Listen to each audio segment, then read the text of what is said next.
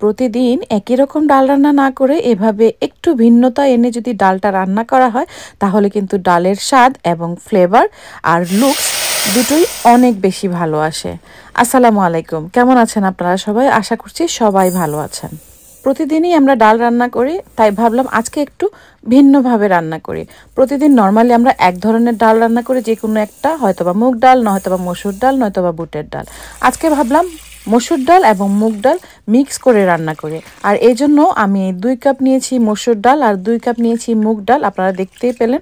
এখন এই দু ধরনের ডালকে আমি পানিতে ভিজিয়ে রাখছি 1 ঘন্টার জন্য। এই 1 ঘন্টা পানিতে ডালটা ভিজিয়ে রাখলে ডালটা খুব তাড়াতাড়ি সেদ্ধ হয়ে যাবে। আর আপনাদের হাতে যদি সময় না থাকে ভিজিয়ে না রাখলেও চলবে। আমার হাতে সময় ছিল বিধায় আমি ভিজিয়ে রেখেছি। তো ভেজানো ডালটা পরিষ্কার করে ভালোভাবে ধুয়ে এখন একটা পাতিলে নিয়ে নিয়েছি। দিয়ে দিয়েছি 2টো তেজপাতা, আরও দিয়ে দিলাম 1/2 কাপ পেঁয়াজ কুচি, 2 টেবিল স্পুন দিয়ে দিয়েছি আদা বাটা। আমি এখানে ফ্রোজেন আদা বাটাটা ব্যবহার করেছি। দিয়ে দিয়েছি 1 টেবিল স্পুন হলুদের গুঁড়া এবং পরিমাণ মতো লবণ। আরও দিয়ে দিচ্ছি পরিমাণ মতো পানি। এমনভাবে পানিটা দিচ্ছি যেন ডালটা সেদ্ধ হয়ে ডালটা ঘন আকারের থাকে। দেখুন আমি এখানে প্রায় 2 মগ, হয়তো 6 কাপের মতো পানি দিয়েছি। পানিটা দিয়ে এখন আমি ডালের আগুনটা জ্বালিয়ে নিচ্ছি। এই ডালটা খুবই তাড়াতাড়ি সুন্দরভাবে কিন্তু ফুটে আসে। আর এই ডালের বিশেষত্বটা কি সেটা আপনাদেরকে এখন বলি।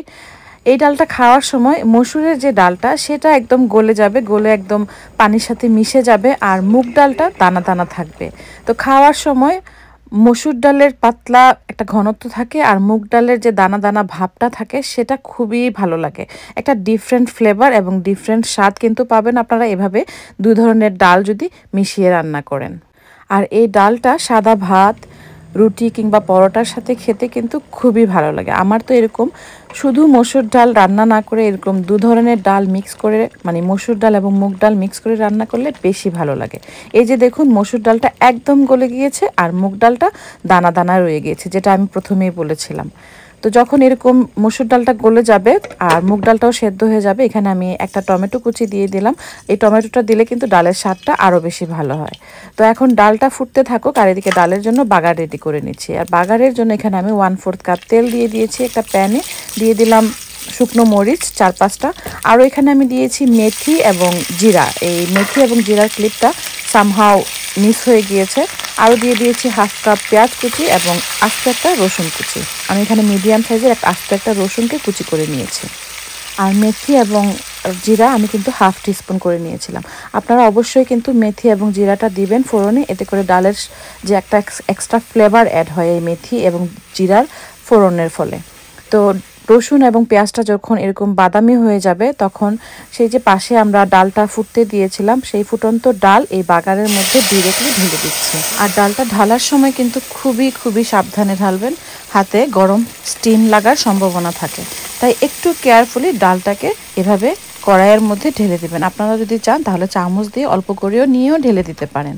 যাই হোক, আমি বাগারের মধ্যে ডালটা ট্রান্সফার করে দিলাম। আর দেখুন কত সুন্দর আর একদমই লোভনীয় লাগছে এই ডালটা। উপর থেকে কিছু ধনেপাতা আর কাঁচামরিচ দিয়ে দিচ্ছি, আস্ত কাঁচামরিচ দিচ্ছি, এতে করে ডালটা ঝাল হবে না কিন্তু সুন্দর একটা সৌরভ বের হবে কাঁচামরিচের। কাঁচামরিচ এবং ধনেপাতাটা দিয়ে ঢাকনা দিয়ে ঢেকে রাখবো 2-3 মিনিট আর চুলার আঁচটা বন্ধ করে দিয়েছি। ধনেপাতাটা দিয়ে আমি কিন্তু আর জাল দিচ্ছি না, তা না হলে ধনেপাতাগুলো কালো হয়ে যাবে, দেখতে সুন্দর লাগবে না। দেখুন কত সুন্দর লাগছে ডালটা। সাদা গরম ভাতের সাথে এই ডাল কি যে মজা লাগে, আবার পরোটার সাথে খেতেও অসাধারণ লাগে। একবার হলেও এরকম মুগ ডাল এবং মসুর ডাল একসাথে রান্না করে দেখবেন। কেমন লাগলো আপনারা অবশ্যই কিন্তু লাইক এবং কমেন্ট করে জানাতে ভুলবেন না। রেসিপিটি এবং ভিডিওটি যদি আপনাদের ভালো লাগে প্লিজ শেয়ার করবেন। আর ইনশাআল্লাহ দেখা হবে পরবর্তীতে। সেই পর্যন্ত সুস্থ থাকবেন সবাই। আল্লাহ হাফেজ।